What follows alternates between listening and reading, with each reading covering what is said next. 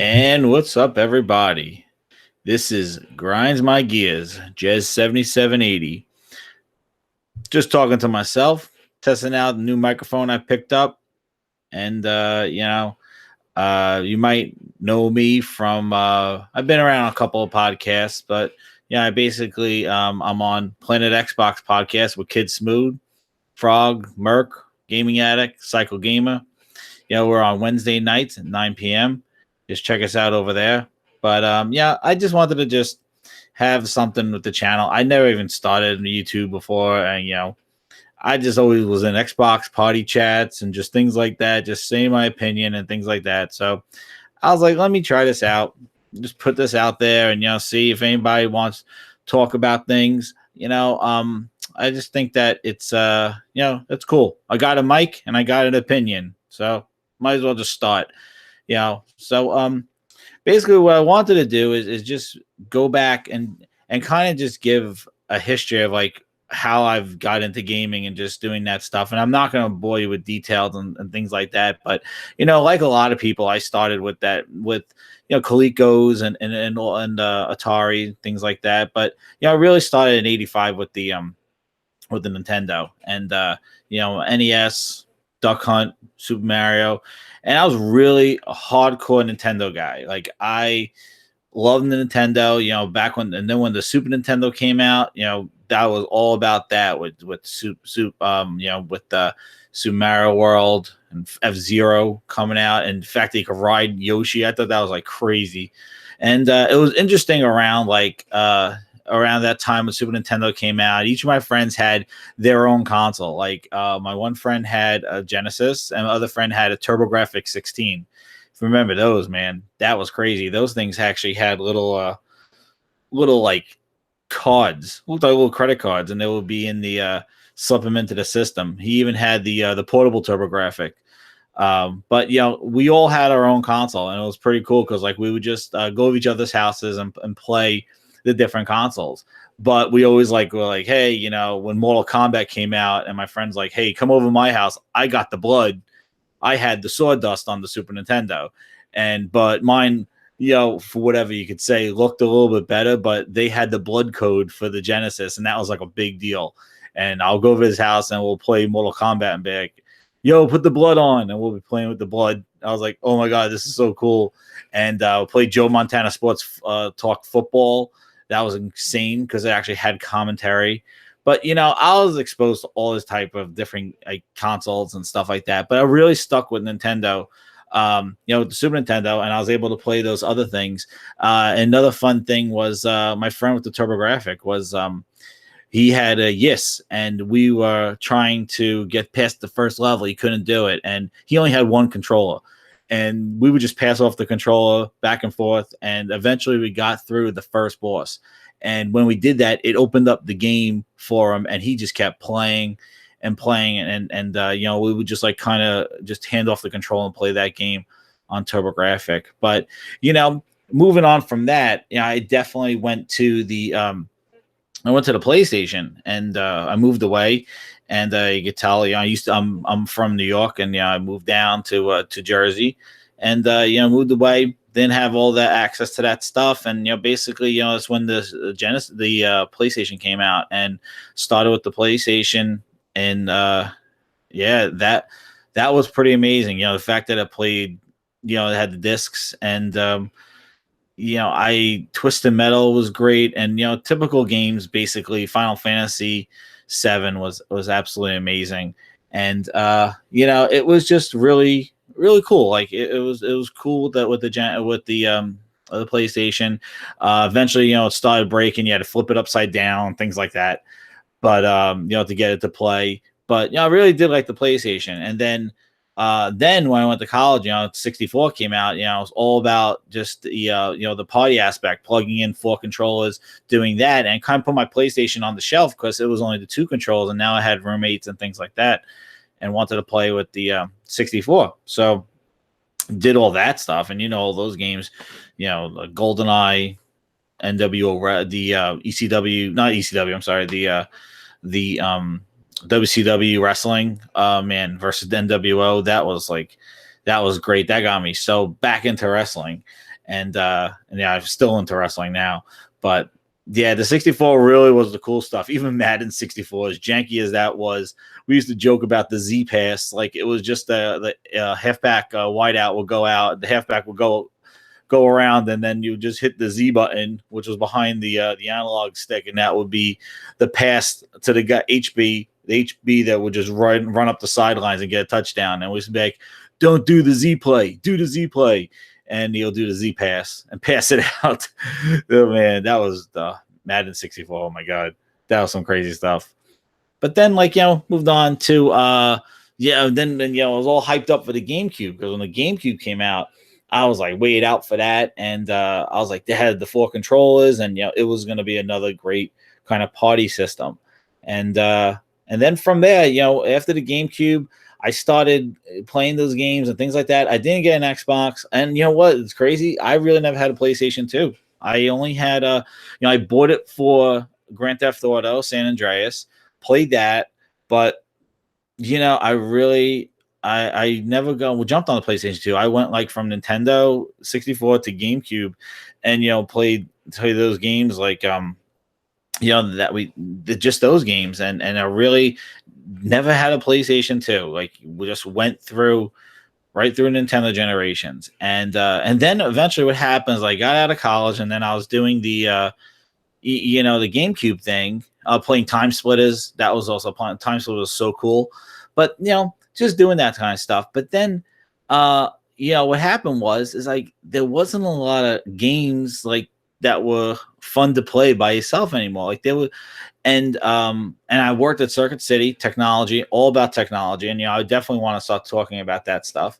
But just really, I heard my friends talking about, hey, I'm gonna play tonight online on Ghost Recon, and I'm like, what the hell do you mean play online? Like I only thought that was like a PC thing, and and then I just found out, they're telling me, yeah, we play on Xbox. It's so easy, get the high speed internet, play it, and that's how it started. I got an Xbox, and just started played it on Xbox Live, and just started from there playing all the Xbox games. Halo, the first one, wasn't online, and then Halo 2, and I just stuck with Xbox for the for the longest time. I played Xbox, and then that was all hyped up. Got the Xbox 360 when that came out, and just played through the Xbox. And then eventually, when Xbox started doing the 360 stuff, and they started going towards the Kinect and doing a little more family games, and then PlayStation dropped in place. PlayStation 3, picked up the PlayStation 3, and got the God of War, and not Last of Us. I had a Little Big Planet. That was another game that I kind of wanted to play, because I like those kind of like custom games that you can just make worlds, and I basically just download other people's stuff and just play that. And then try to create some of my stuff, and then give up and just say, I'm just going to download this. It's like a game that keeps on giving. And I played that, and then Last of Us, and I played a little bit of The Last of Us, but then I went back. When Kinect came out, I was beta testing Kinect. They sent me a connected beta test. Had it. I was on NDA and things like that, and that was really cool. Like I thought that was a pretty cool thing at first. And then eventually the software just really didn't come out for Kinect, and it kind of just wasn't utilized that much. And then came out this generation that we're in right now, and I don't want to. I just want to do it real quick, just kind of doing that. And as you see, like I was kind of Xbox the whole time, and I dipped into the PlayStation. But the thing with the PlayStation 3 that really didn't make me use that as much was it didn't have the party chat. It was so hard to try to get friends on the PlayStation and try to get a game going or something like that. You just play against randoms. There was no party chat, and that was really tough. And the interface was rough. It was from the PSP, and it just really it was hard to get me with that one. And then I didn't with the whole Xbox One launch. I tolerated it because I liked all those games. Like what they were going to do with digital and things like that. I was just like, I don't. It doesn't really matter. Like I want the games that they had. They had Rise coming out. They had a cool launch lineup that looked like the games I wanted to play. Where PlayStation really kind of didn't have the stuff to grasp me. Like that Killzone, where it really wasn't a sequel. Killzone 3 wasn't that great. I did like Killzone 2. I did play that for the PlayStation 3, but didn't really didn't want to. Just it was kind of it didn't grasp me. And then the launch lineup they had was a lot of indie games, and I wanted the next generation to get games that looked like Rise and things like that. So that's what I did. And I just stuck with the Xbox One, got it at launch, waited outside, pre-ordered it, picked it up with the Kinect, testing all that stuff out, yelling at Kinect, doing all that kind of stuff. And I liked it. I liked it a lot. I thought it was a lot of fun. Like I did have those games. I did like all the little features with Snap and all that other stuff. And yeah, it wasn't exactly part of gaming, but it was like it was cool. Like I'm really into like multifunctional things, and things that serve multiple purposes is pretty neat. So it was cool. And then and as the time went on, I was just like we had the whole resolution gate and the PlayStation 4 and things like that. And, I really never was interested in the PlayStation at all. Like I was just liking what Microsoft was doing. And, I was like, they'll get better because with the 360, they improved a lot of the dashboard and things like that. Like they supported their console. And I think one of the things that I did have against Sony in the beginning was, I had the PSP, they just abandoned it. And the same thing with the Move, like they kind of abandoned their devices. And I felt like they did not support them. So I felt that Microsoft iterated on its console. It kept changing it. It kept giving it something new and something fresh each time as it kind of changed with the times, and they changed the system. And I thought that was really, really cool.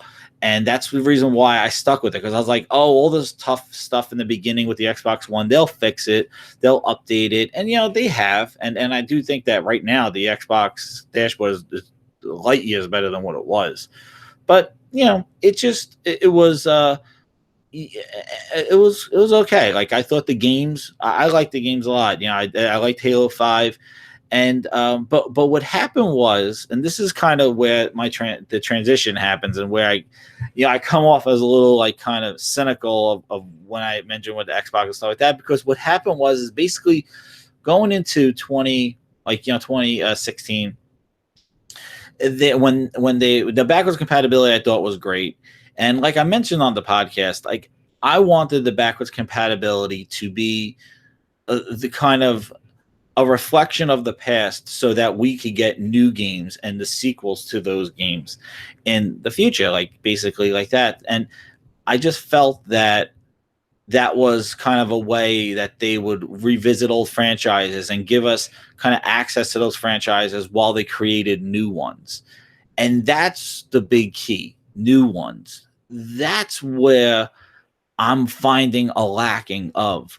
And what they did in the 360 era with providing content that the fans wanted, they kind of knew what they wanted to do. They had a vision. It didn't take a bunch of people to complain about Call of Duty maps for them to realize, hey, that's a get. Let's go get that map and give it exclusive, because our fans would probably like that. And that kind of anticipation of what the fans would like, I don't find that much as we moved over to 2016 and 2017. They were really good in feedback in 2015, and when Phil came on, they wanted feedback from the fans and use that feedback site. And I thought that was great, and they needed to, because they had an image where they kind of abandoned everything and just did their own thing, and that's not what people wanted at first. And they saw that in the sales, and they saw that in the beginning, and they needed to gain back the fans' trust, and that's what they did. But what happened is that in that they had alternative motives, and this whole let's venture into PC and let's do these services and stuff like that. I feel like they have an agenda that is more focused on the survivability and benefits of their PC market. Because I listen to a lot of technology stuff, and their PC sales were dismal. With Windows 8 was really bad and really hurt them hard. They were trying to do this multi approach where they knew the tablets were successful, but they wanted to kind of not create their own tablet operating system, but this hybrid one. And PC sales were really bad, and they have been improving with Windows 10, and that's kind of the whole initiative, and that's been the driving factor. And I think Xbox has just been kind of along for the ride rather being its own thing. And and I know it's part of a larger company, and it's not what it what it used to be. But I just felt like what made Xbox, the original, and the 360 different was that they were not part of, like, they were kind of their own thing, their own projects. And I think as it grew, I think it became more evident, and I think that it became much more important to Microsoft. And I think that is good and bad, because the fact that now it is actually making money, and it has services tied into it, I think it caught wind of a lot of high level executives, and that, hey, we could bring this into our major plan. And I think with the success of Xbox, they did that. Like, now it's part of kind of the Windows 10 devices, the Windows ecosystem, and it's part of that now because of its success. But I feel like in the success of this, it also is kind of taking a lot away from what made it cool and what made it the Xbox and made it appealing to all gamers. And the big thing, I feel what a lot of people feel, I feel like in the last couple of years, it's been unacceptable. It's been unacceptable from them. We are still in this generation. The Xbox One X is not a new generation. And what happened is that I thought the Xbox One X was going to be the next, like, their reboot, their fix. And my thing was, and I don't recall if I was saying this on any podcast prior to E3, but I would mention it, that depending on what the price of the X was, would tell me where their focus is. And I said, if it's $400, they want to be competitive. They want to be competitive, and they want to drive the sales of the console and be successful in that space. But if they price it at $500, which is kind of like, did they learn their lesson from 2013? They really are focused on the Windows 10 store and the Windows ecosystem and driving Windows. They are not concerned with the console war per se, and not really wanting to get these and market penetration out there. And I really don't get a chance to explain a lot why this matters too much, because we have a show with a whole bunch of people on it. But really, the thing is that they need to get market penetration, because they need developer support. A lot of things that Sony gets is because they are the lead console, they are the lead platform for development, and they played it amazingly. And that's where the 360, I think, got a lot of content. It was because everybody was using it, and it had almost equal, but it was really, the mind share was a lot with the 360. And you need that market penetration in order to be relevant for developers to want to develop for your platform, either exclusively or do certain things. So when you price it so high and you're within a generation, it's kind of hard to gain the developer focus. And that's why I think, like, leading into just yesterday about Phil doing his talk yesterday, was at DICE. He's trying to get developers' interest, and he's trying to show that Microsoft's the place that you want to make games for. But again, what happened was that E3, I listened to the show, I listened to E3, and I wanted to see what they were going to do with the Xbox One X, and that I was not super happy with what they showed. And then I went out to the store, I picked up a PlayStation 4, I kept it in the box, and I said, I'm going to watch Sony's conference, sell this to me. And if I liked what Sony had, I was going to open up the PlayStation and I was going to hook it up. And I was like, let me do this. And that's what happened. So I opened that PlayStation box up after that press conference. I was like, Spider-Man, things like that. I knew those games were coming. But Sony was also smart during E3 last year because they put everything on sale. They had huge sales the week of E3. They called it Sony Days at Best Buy. And it was just so enticing. And Microsoft didn't do anything like that. Sony had the Sony Days during that day, and everything was on sale. So I just started scooping up stuff. And I turned on the PlayStation, and I was like, this dashboard's not that bad. It's actually fast. I'm like, all the podcasts that I listen to everybody, both sides of the story. And all the they're slow, the streaming, the dashboard's crap. It's like an old PlayStation 3 one. And no, it wasn't. I was surprised. I became like eyes wide. I'm like, whoa, this is not that bad. And then the share button. I'm like, wait, I could just share buttons. I would just hit the button. It will go onto Twitter, and all people liking it, retweeting. I'm like, holy crap, this is incredible. And I look at the controller on Xbox, and they went through 3 different iterations. They added a headphone jack. They removed the infrared things on the top. And I was like, okay, like, why don't we add a share button? Actually, if you buy the chat pad for the Xbox, it has an X1 and an X2 button on it. And you can make those that. But you got to have this piece sticking out the bottom of the controller. And, it's like, is that something that you want to add, like this accessory to this? Like, I don't know. Like, I really, I just really feel that they missed the boat on the sharing feature. And especially when the X came out. You want those 4K things. You want to share that. And it is kind of like it sends a link to OneDrive and all that other stuff. Like, it is kind of sloppy. And then I like the share button. And the little speaker in the controller, stupid as that is, it does, like, I didn't know where the hell the sound was coming from at first. I was like, what's this? But as I started playing games, put Uncharted 4 on. I played The Order. I started playing these games. I was like, I felt like I was deprived. I was like, why? I was hanging out on that Xbox waiting for them to get their stuff together, and these things were happening on the other console. And just because I wanted to, I supported them, and I didn't go to the other console. And I had 4 Xboxes. I was buying them for all the TVs in my house, and I was like amazed. I was like, wow, these are some really good games over here. And the control's not that bad. And I thought I was not going to like it. And I was like, the control's not that bad. So I sort of have an epiphany and an appreciation for the PlayStation, and not just trashing it like a fan, just going, it's trash. And the same thing goes for the Switch. I got the Switch. And when I played that, they had a share button.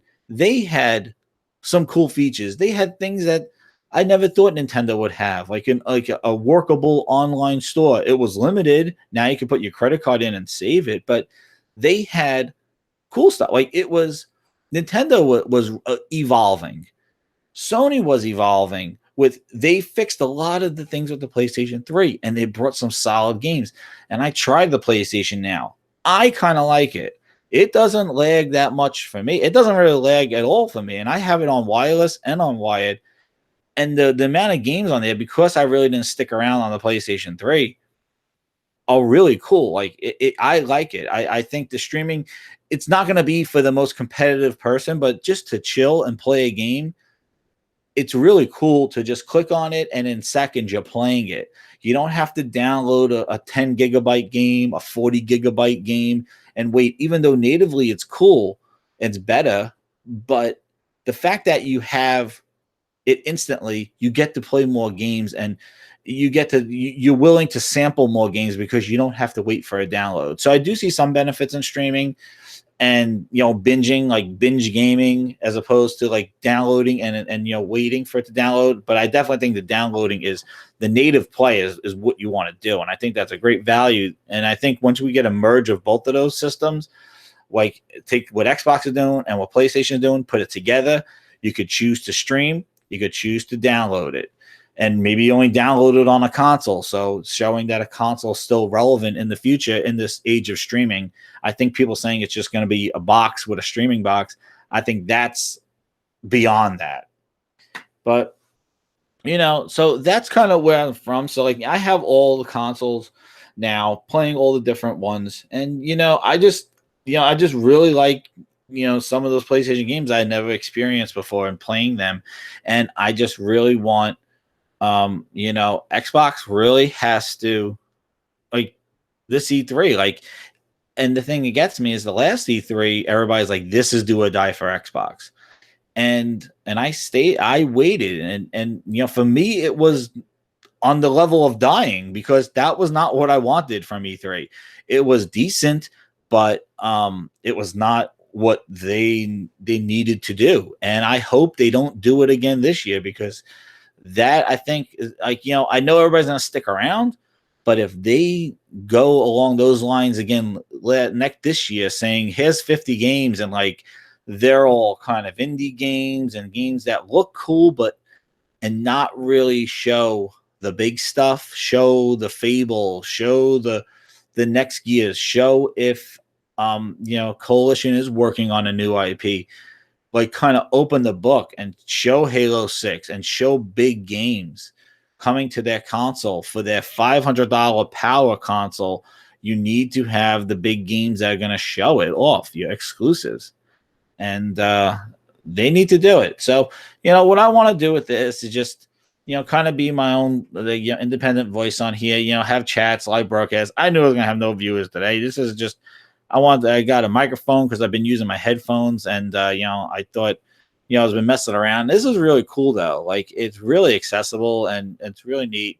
And I might just come on here, do some stuff, and do live streams. I'll probably have some of the other guys on, just chatting, messing around. But this is just a short video, I guess. I don't know how long I did it for. It was like probably a half hour, just a little bit about myself and things like that. And I really want to try to have people on here and just, what get you. And I think, we need to have a voice. And, one of the topics that I wanted to talk about was just, accepting and why it's not acceptable. And that's kind of the things that I go by, like what I just experienced, and that, don't be afraid to step out of the box and try something else. Like, just because you're in a camp or something like that in a certain side, like, you always should explore your options and never settle for things like that. And that's the thing. Like, it's always good to experience as much as you can, and don't close yourself off because you feel like, oh, I'm in this, this is what I'm supposed to do. And if I step onto the other side, I can't, no, do it. You're not held to anything. And, and my thing is that I'm not accepting it. And I think people should do that. Like, just it's not acceptable. Like, if we don't like games with gold, we say it, and you're gonna be like, yo, what is going on? Don't tell us free games. It's not free. And that's another topic that I always like to try to bring up, and I am going to bring it up, is what is Xbox Live now? Because I think what Sony's doing with its PlayStation PSN subscription is that they're kind of giving you the quality of those Game Pass games, and maybe so even more so within their free games per month. And Xbox is kind of just shoveling out games in their games with gold and putting all their money through Game Pass. And what they're doing, though, is making you pay for double subscriptions. You're going to pay for one for Xbox Live, and you're going to pay one for Game Pass. And if Sony decides to try to combine those, or comes out with some, and Sony's been also aggressive with PlayStation now, too, and the fact that they have been adding 5 and 6 games per month. There are over 600 games in that streaming thing. And I know people trash it for streaming, but there are over 600 games, and they have done $100 for a year. They have also had a sale. I was on Amazon for $60 for another year when PSN was $40 and Xbox Live was $40. So look for deals on it, the PSN cards and the PlayStation Now cards and the Xbox cards. But the Now I got for like $60 for another year. So it's not that bad for that price. And it's something I know people are trying it and don't like it, and everybody's internet's all over the place. I just think that they've been aggressive now with that. I noticed that they changed when Xbox announced Game Pass. Sony was like, "Oh, we got to get something ready going with PlayStation now. Put better games in there. Let's do PlayStation 4 games. Put some, our exclusives in there, things like that." So, and that's why competition is good. And I think Nintendo's online service, even though you got to hook up like an octopus of all different types of wires and all that other stuff, the chat, I think, they're going to be putting Nintendo Classic games in there and giving you those a month. And if they start giving some solid games, it's going to be pretty cool. And I think Nintendo might be bringing something else with their online, but I do think that they're more of like very secure with that, especially with the chat. And, I don't think it's going to take off, but it's going to be something that might affect the industry and maybe how Microsoft and Sony look at their console. You never know. They might have something up their sleeve and have some sort of feature that nobody else has. We will see.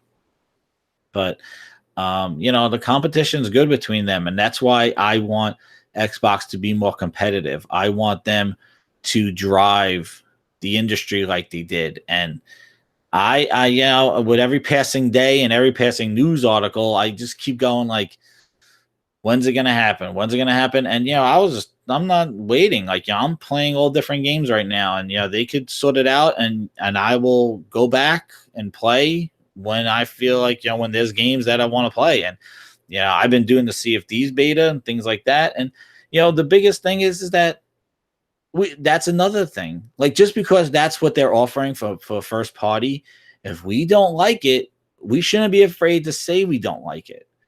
And support it, because that, if you like it, then support it. And everybody likes different things. Like, you can't go and say like, this is good, this is bad, and you should, if you think it's bad, then you're crazy. No, everybody has their own opinion. Everybody is free to decide whatever they want. People are into top down games, people into third person, people in the first, whatever you want. But the thing is that you should like what makes, like, you should not accept stuff just for being, it's not acceptable to accept stuff. You should definitely explore and do things like that. And I'm glad I did. I'm glad that, I didn't wait and stuff like that. And I tried it out, and I like it, and playing it like that. And I like the PlayStation, and I like Xbox. I liked how they fixed their dashboard, and they just need to bring the games and the studios and show me that they're investing into the company, and not services and things like that. But I want to see investment. I want to see deals. I want to see games. I want to see studios. I want to see things. I don't want to have to tell them this. I don't want to have to say, well, what do you think they need? I don't work for them. I don't care. They didn't tell me. I didn't know, hey, you know what? You should sign up 2 DLCs for Grand Theft Auto 4. You should get those DLCs exclusive. No, that was them knowing their audience, knowing what will work. Oh, you know what? You should take Kojima and bring him out on stage and stuff like that. He would never go on an Xbox, and they touted him out every single time because they knew that would attract the other camp, and that would attract people to say, whoa, Microsoft's really getting into the Japanese things. And, I like that they have some Japanese games coming. I'm not a huge Japanese gaming fan. I've been playing a couple of the games, I like Yakuza. That was pretty cool. And Yakuza 6, I'm pretty pumped for that. That looks pretty neat. But yeah, it's, they need to be hungry again. And, it just seems they're very passive right now. They're kind of transcending gaming. And I think what they need to do first is work on the core, work on the fans, the people that keep the lights on for them in that Xbox core, and then worry about expanding. Because if your core is not satisfied with what you're doing, as what many people say, where the games, then you're not going to be successful outside of that core, because that core is the hardcore, the group of people are the ones that are going to help sell outside the bubble.